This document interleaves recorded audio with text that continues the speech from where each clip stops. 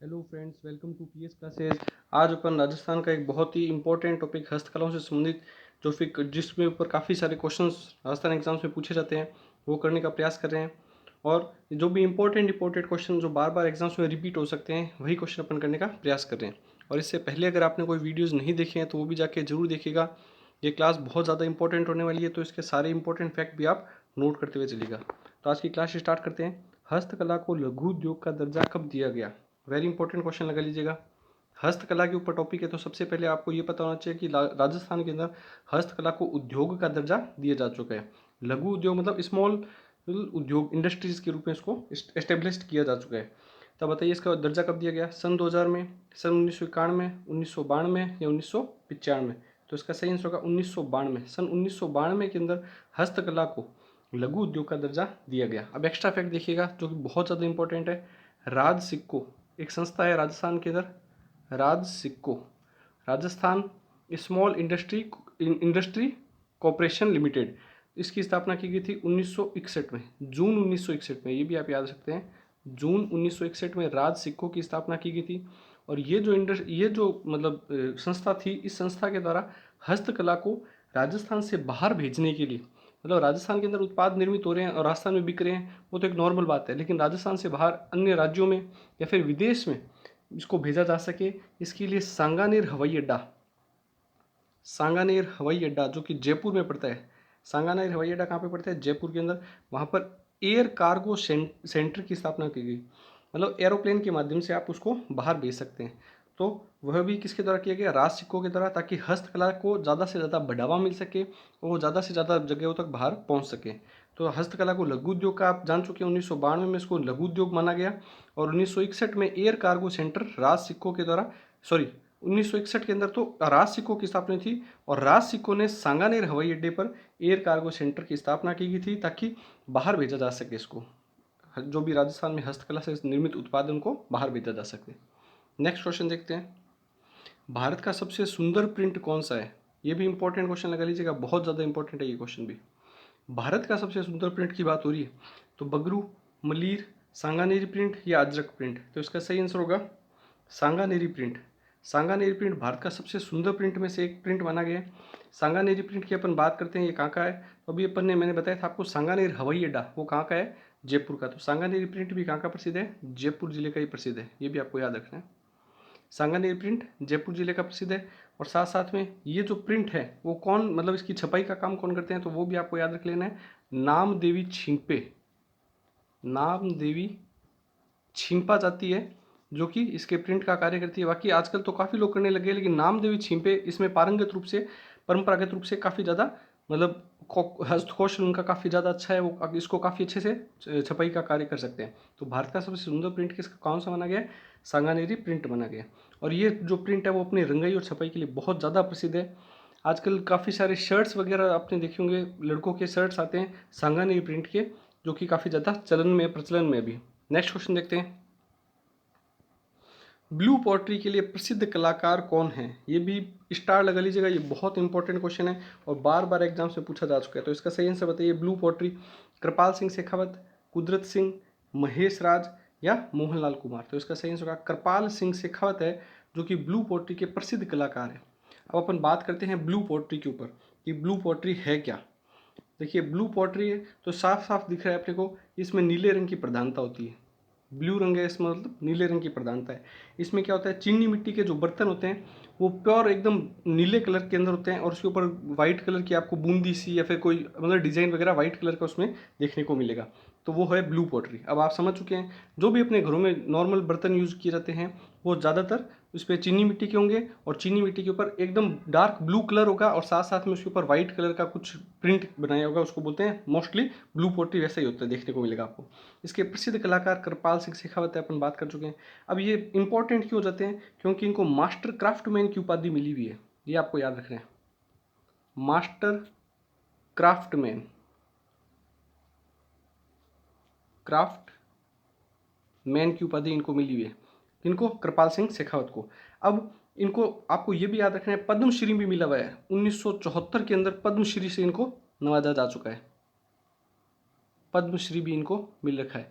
तो ये इस वजह से इंपॉर्टेंट है क्योंकि पद्मश्री मिलते ही जो जिस भी मतलब कलाकार को मिलता है तो आपको वो तो पढ़ना ही पढ़ना है, याद रखना ही रखना है।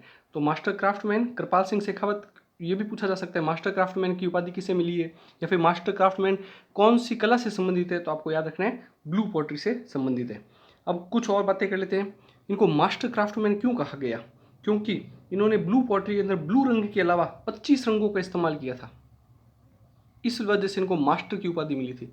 मास्टर क्राफ्टमैन को उपाधि क्यों मिली, क्योंकि इन्होंने इसमें ब्लू पोट्री में 25 रंगों का प्रयोग किया था।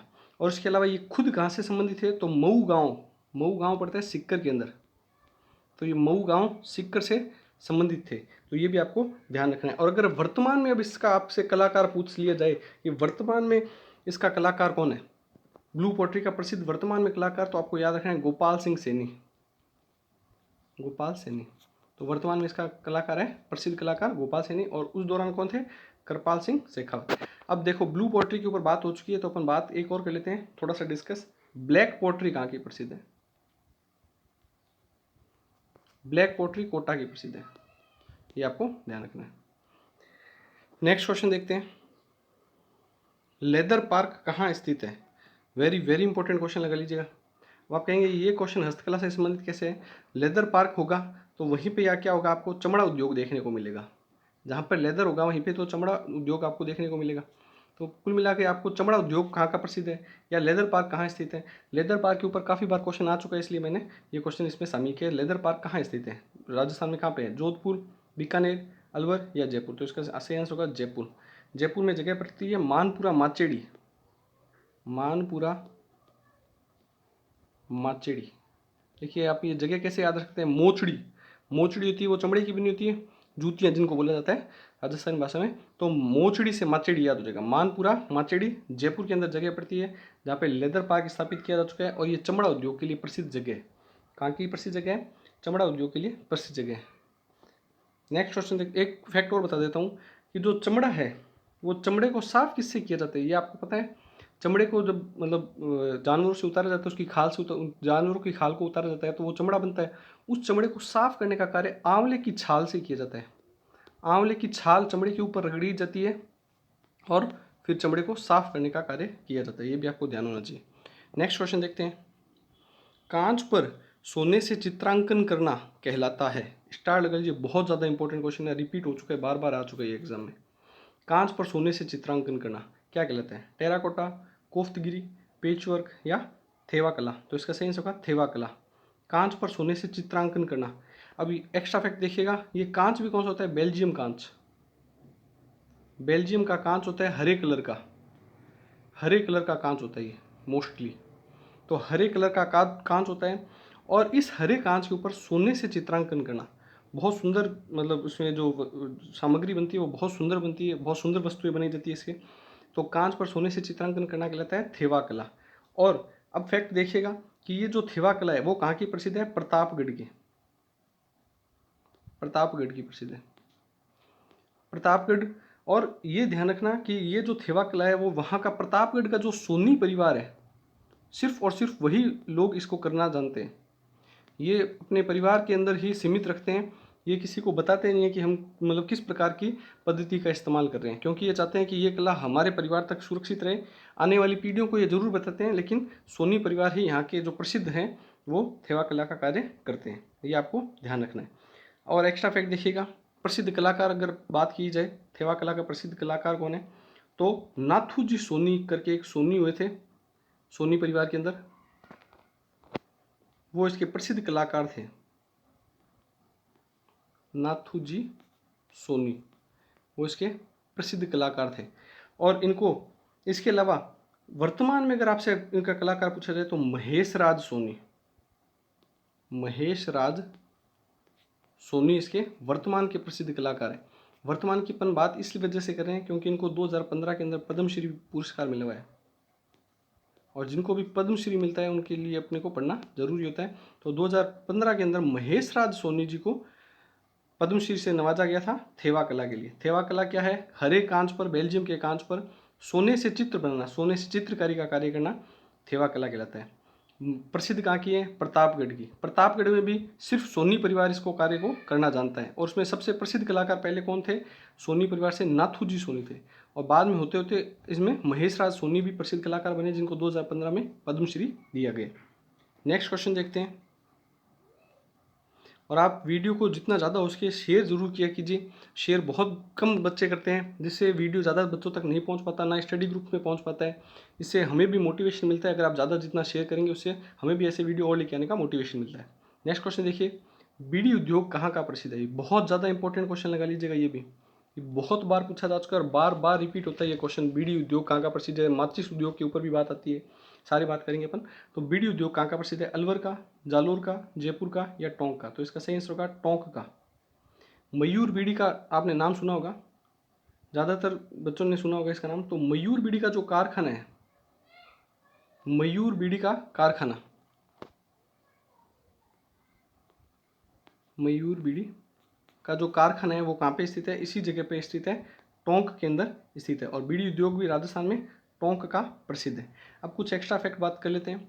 जो ये बीड़ी है वो बीड़ी बनती किससे है? तो आपको याद रखना है, राजस्थान में पत्ता मिलता है तेंदू का पत्ता, तेंदू के पत्ते से ये बीड़ी बनती है। और तेंदू के पत्ते को वैसे तो सामान्य भाषा में उसको तेंदू बोला जाता है, उस पेड़ का नाम तेंदू है, लेकिन राजस्थानी भाषा में इसको टिमरू बोलते हैं। इस पत्ते को क्या बोलते हैं राजस्थान में? इसको टिमरू का पत्ता बोलते हैं। राजस्थानी लैंग्वेज में इसको टिमरू बोला जाता है, पेड़ का नाम है तेंदू। तो तेंदू के पत्ते से बीड़ी बनती है। बीड़ी टोंक की प्रसिद्ध है। मयूर बीड़ी का कारखाना टोंक के अंदर स्थित है। उसके अलावा माचिस के ऊपर बात कर लेते हैं, क्योंकि बीड़ी जलेगी किससे? माचिस से। तो ऐसे याद रखिएगा, माचिस के लिए अलवर, माचिस उद्योग कहाँ का प्रसिद्ध है? तो अलवर जिले का माचिस उद्योग प्रसिद्ध है। देखो, अल सुबह सुबह, अल मतलब सुबह सुबह, वर को मतलब जो वर होता है, वर वधू, उस हिसाब से आप जान चुके हैं। जो दूल्हा होता है, अल सुबह सुबह वर को टोका, क्या कहा कि भाई माचिस लेकर के बीड़ी मत जगा। इससे आप याद रख सकते हैं दोनों ही चीज़ें कि कहाँ की प्रसिद्ध है। अलवर मतलब सुबह सुबह वर को टोका, क्या, किससे? कि माचिस से, माचिस से बीड़ी मत जगा। टोका, टोका से टोंक की बीड़ी मत जगा। इससे आप याद रख सकते हैं अलवर का तो माचिस और टोका बीड़ी के लिए। नेक्स्ट क्वेश्चन देखिए, बादला क्या है? स्टार लगा लीजिए, ये भी बहुत ज़्यादा आ चुका है ये क्वेश्चन, ये सारे क्वेश्चन बार बार आ रहे हैं, इसलिए मैं इसको वापस से करवा रहा हूँ आपको। तो बादला क्या है? तो इसका सही आंसर बताइए। ओढ़नी का प्रकार, जूतियों का प्रकार, चांदी के बर्तन या पानी ठंडा रखने का पात्र? तो इसका सही आंसर है पानी ठंडा रखने का जो पात्र है उसको बादला कहा जाता है। ये जोधपुर का प्रसिद्ध है। बादला कहाँ का प्रसिद्ध है? जोधपुर का प्रसिद्ध है। और ये जिंक का, जस्ता धातु होती है एक, जेडन, जिसका साइन होता है जेडन, जिंक का बना पात्र होता है जिसमें पानी को ठंडा रखा जाता है। और ये बादले कहाँ के प्रसिद्ध है? जोधपुर के। ये आपको याद रखना है कि बादला कहाँ का प्रसिद्ध है? जोधपुर का। बहुत ज़्यादा इंपॉर्टेंट क्वेश्चन है, इसको भी आप अच्छे से याद कीजिएगा। नेक्स्ट क्वेश्चन देखते हैं, टेराकोटा कला कहाँ की प्रसिद्ध है? वेरी वेरी इंपॉर्टेंट क्वेश्चन है ये भी। सबसे पहले देखिए, ज़्यादातर बच्चे ये सिर्फ याद रखते हैं कि टेराकोटा वगैरह कहाँ का प्रसिद्ध है, पेच वर्क, टेराकोटा जो भी है कलाएं, हस्तकलाओं के अंदर टॉपिक, उनको यही नहीं पता होता कि ये कला होती क्या है, इस कला के अंदर क्या किया जाता है, जिससे अगर अगर आपको याद रखने में आसानी मिल सकती है। अगर आपको कला का पता होगा तो आप ज़्यादा अच्छे से रिलेट कर पाएंगे कि क्वेश्चन में क्या चीज़ के ऊपर पूछा गया और कहाँ से याद रखना है अपने को। तो टेराकोटा कला कहाँ की प्रसिद्ध है? अलवर की, राजसमंद की, जयपुर की या चूरू की? तो इसका सही होगा राजसमंद। अब मैं बताता हूँ आपको टेराकोटा होता क्या है। टेराकोटा होता है मिट्टी के खिलौने बनाना, मिट्टी के खिलौने बनाने की कला क्या कहलाती है? टेराकोटा कला कहलाती है। और ये राजसमंद में भी आपको जगह पूछा जाए तो मोलेला गांव, ये पूछा गया है बहुत बार। इस गांव का नाम दिया जाता है, राजसमंद जिला कम पूछा जाता है, मोलेला का ऊपर ज़्यादा पूछा जाता है। तो मोलेला गांव राजसमंद जिले की टेराकोटा कला प्रसिद्ध है। अब एक्स्ट्रा फैक्ट में नोट कीजिएगा, राजसमंद तो आपको याद हो चुका है। अब आपको याद रखना है मोहनलाल कुमार, इसके कलाकार का नाम है, प्रसिद्ध कलाकार का नाम है मोहनलाल कुमार जी, जो कि टेराकोटा के प्रसिद्ध कलाकार हैं, जो कि खुद कहाँ के? नाथ द्वारा के। नाथ द्वारा जगह भी कहाँ पे पड़ती है? राजसमंद जिले में ही पड़ती है, ये भी आपको याद रखना है। उनको 2011 में पद्मश्री दिया गया था, 2011 के अंदर इनको पद्मश्री दिया गया था। इस वजह से ये इंपॉर्टेंट हो जाता है कि मोहनलाल कुमार जी को 2011 के अंदर पद्मश्री दिया गया था, टेराकोटा के लिए प्रसिद्ध है। अब टेराकोटा की बात आ चुकी है तो अपन एक बात करते हैं, कागजी टेराकोटा क्या होती है? कागजी टेराकोटा। कागजी टेराकोटा होती है जो धातु होती है, उन धातुओं के हल्के वजन के बर्तन बनाना, मतलब कागज कागज के समान एकदम हल्के।